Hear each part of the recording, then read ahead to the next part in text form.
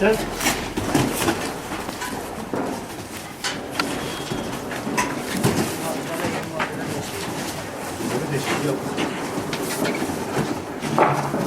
cami yerine çok kaldı.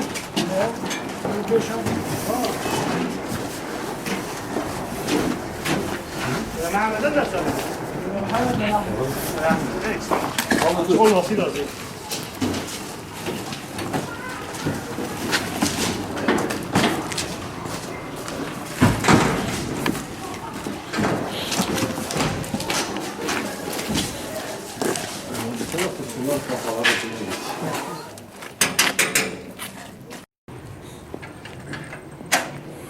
Merhaba. أهلين. Selam aleyküm. Çekim yapalım. Bunlar kültürü budur. Böyle yetişmişler.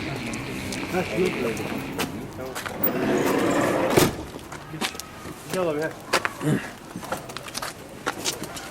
Geç. Geç ben fazla çok çekilmişim zaten. Allah. عليكم السلام تفضلوا. Selamun aleyküm. عليكم السلام ورحمة الله. بيرن تفضلوا.